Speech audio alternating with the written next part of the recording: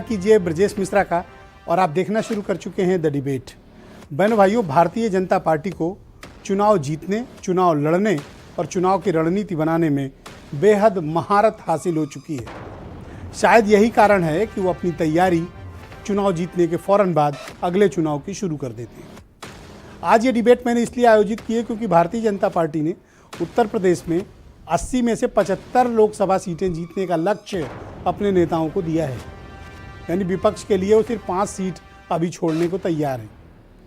तो जब बीजेपी इतनी घनघोर तैयारी में लिप्त है तो उत्तर प्रदेश का अपोजिशन क्या कर रहा है और बीजेपी की क्या तैयारी है, अपोजिशन उसे कैसे रोकेगा और 2024 में क्या होने जा रहा है और क्या पॉलिटिकल सिनेरियो बनेगा, आज पूरी और संपूर्ण राजनीतिक परिचर्चा है और इस परिचर्चा को आज हम आगे बढ़ाएंगे।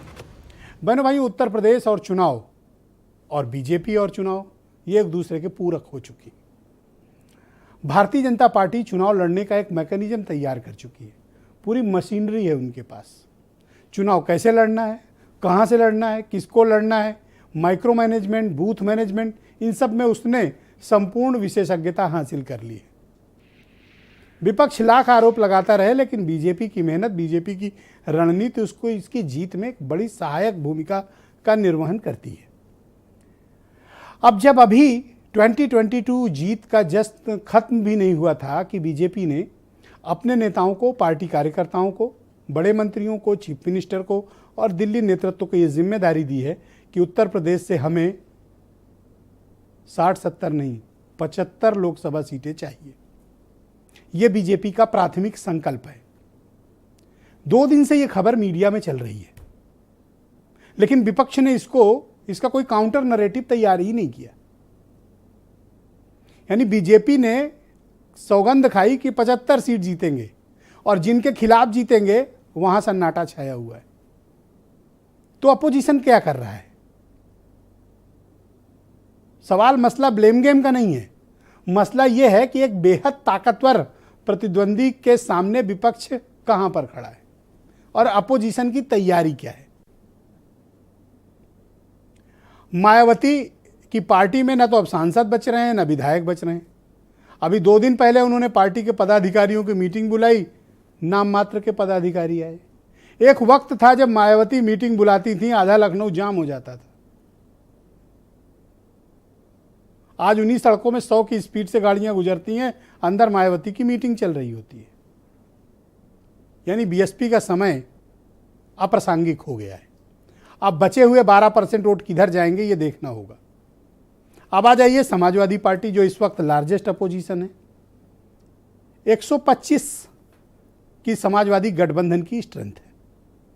उत्तर प्रदेश में बीजेपी से मुकाबला उन्हीं का है, लेकिन बीजेपी के मुकाबले तैयारियों में समाजवादी पार्टी कहां खड़ी है? कहीं नहीं खड़ी।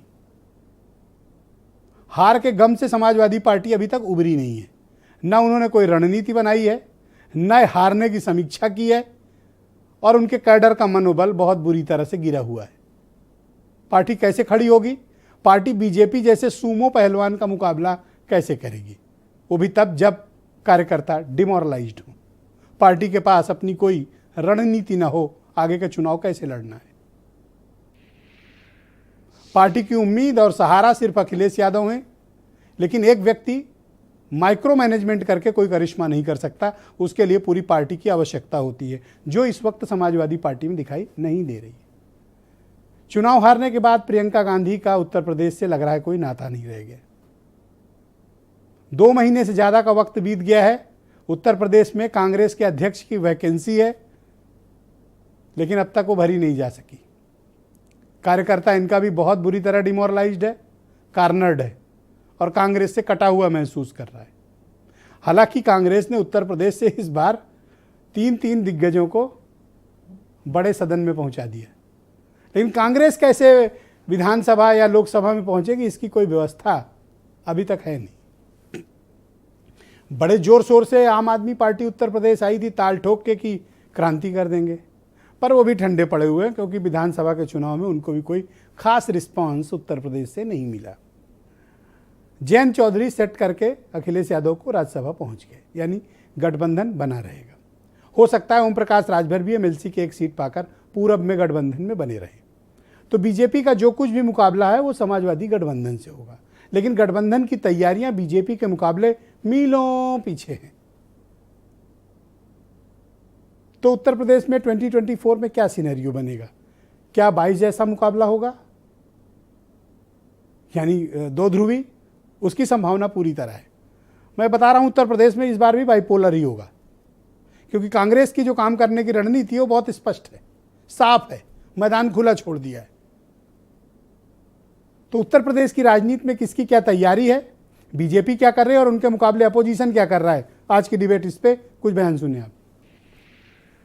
आदरणीय प्रधानमंत्री जी के नेतृत्व में एक नए भारत के निर्माण के लिए भारतीय जनता पार्टी के नेतृत्व की सरकार पूरी मजबूती से आगे बढ़ चुकी है।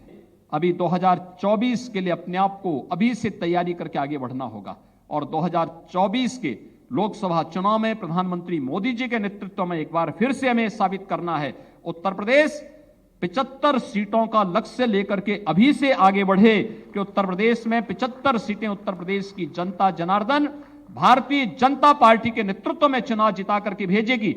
इस लक्ष्य को लेकर के हम सब कार्य करेंगे। इधर नया लक्ष्य डिसाइड हो रहा है और दूसरे खेमे में अभी डिप्रेशन कम नहीं हो रहा है, अभी गम की लहर चल रही है। आलोक अवस्थी भारतीय जनता पार्टी से हैं, आईपी सिंह समाजवादी पार्टी से हैं, सुरेंद्र राजपूत कांग्रेस से हैं, सतीश प्रकाश जी बीएसपी से हैं, वंशराज दुबे आम आदमी पार्टी से हैं, संजय बेचन जी बहुत ही जाने माने पत्रकार और वीरेंद्र सिंह जी हमारे स्टेट हेड। बहुत शुक्रिया, धन्यवाद।